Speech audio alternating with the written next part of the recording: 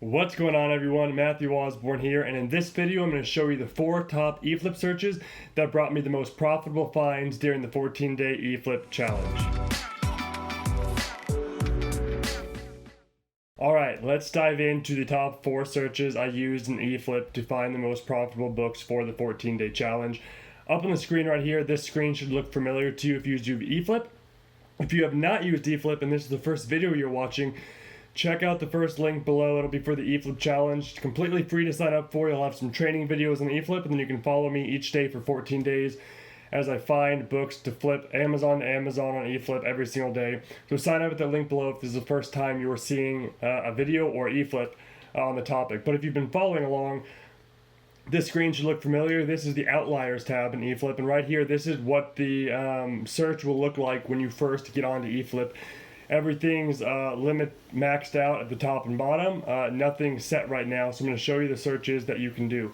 Now, these searches were tailored around what I was planning to invest each day. For the challenge, I wanted to spend between 5 and 10 minutes each morning, and I wanted to spend between $40 and $60 a day for 14 days as an investment. So I tailored these searches to that price range. So if you're looking for a cheaper investment, these searches might not be what you're looking for. Or if you're trying to spend more money, you can still use these searches and buy multiple copies or multiple different books. Or you can also raise these limits to find 1 or 2 books instead of trying to find 5 or 6 books if you have a larger investment that you're wanting to make. So search number 1 that I found a lot of success with was this one right here. As you can see in the very first slider right there, I have the used box number 1. You can see in this little drop down right here. So the first used price in the market, I want it to be between $0 or 1 cent up to $40. So I don't want the used offer to be any more than $40. And then number 2 column right there is FBA 1, and I want that one to be $100 or greater. So what I'm looking for are books where the lowest used offer is $40 or below, and the very first prime offer that's visible is $100 or greater.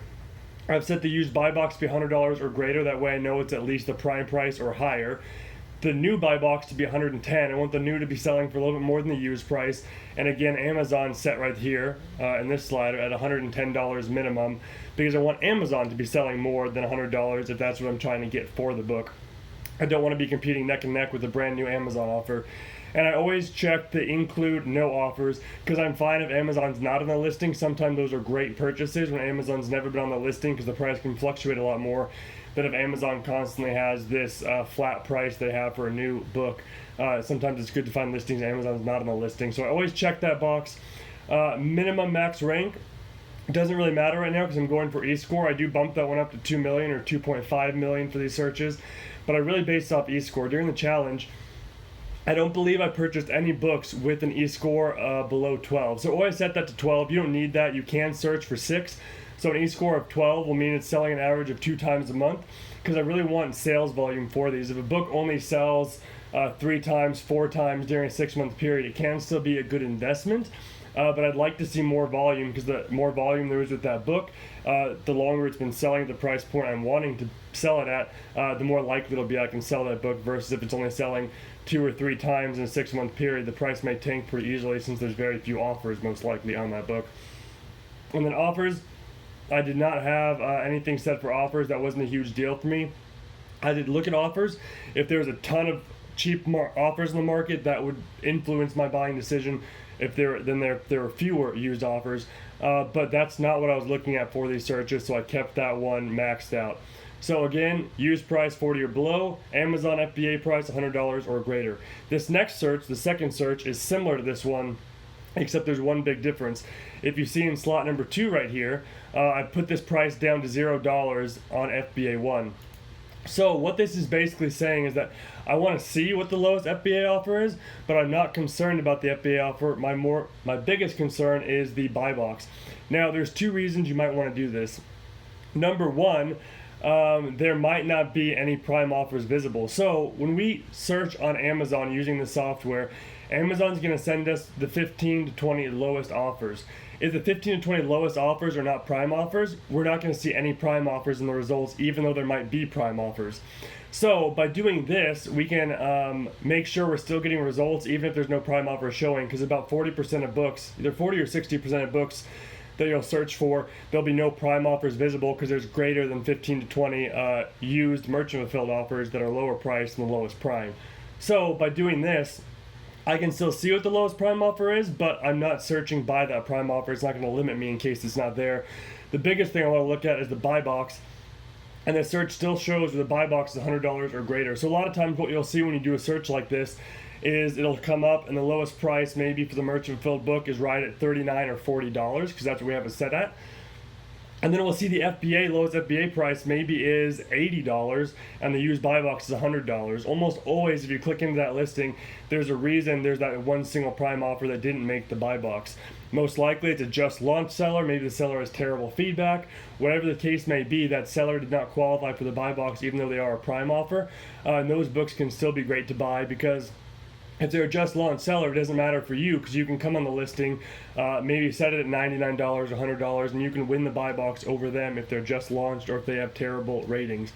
So this is a great one I also use to find books. Everything else is the same as the last search, including the new buy box and Amazon's box. So this way you can see the prime offer if it's visible, but those rare cases where there's a just launched seller or something like that is not going to limit you. Search number 3 that I did, one of my favorites right here, is to find offers where there's a huge discrepancy between the lowest 2 used offers. A lot of times the book will be selling consistently, let's say at $80, and someone that's either wanting to get rid of a book quickly, maybe they're a new seller and don't understand how to price, their repricer made an error, you can set it so we want to find books where the lowest used offer is $40 or below, and the second lowest used offer is $80 or above. This one was great for me during this challenge because I found a ton of books where I could purchase one copy maybe at $39 and instantly bump the market back up to $80 or above.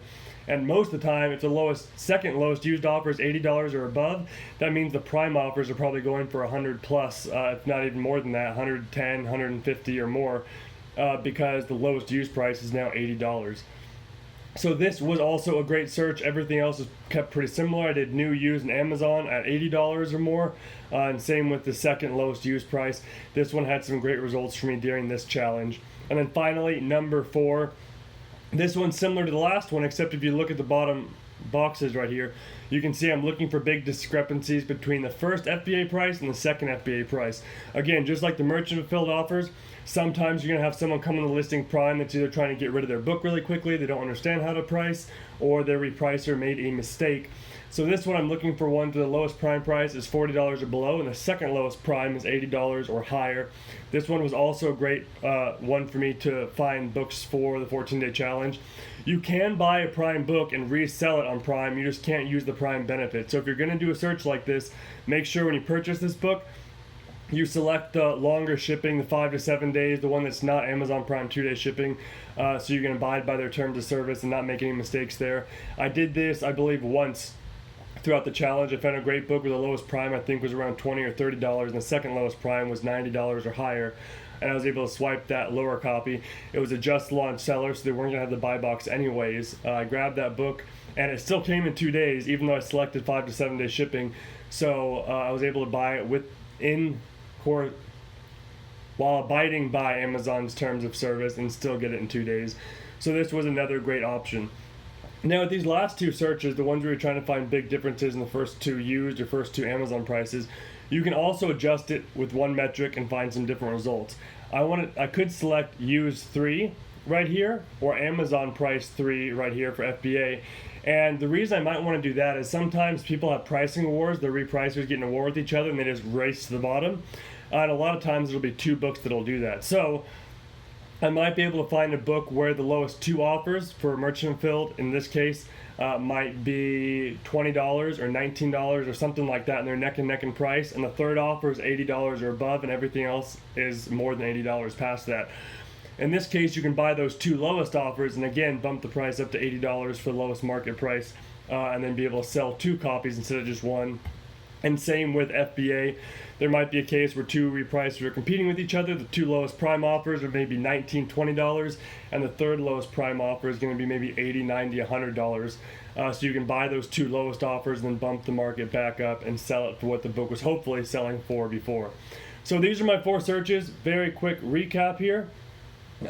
First one was a low use price, $40 or below, and an FBA price of $100 or greater. Second search is finding ones where the FBA price, we're just looking at it, we're not searching by it, and we're going to search for the used buy box to find books that maybe there's a just launch seller or someone that's not qualified to get the buy box, or maybe there's just too many used offers to show any FBA prices. So that's a great search. Again, the third search is going to be $40 or lower and $80 or higher for the discrepancy between the lowest used offers.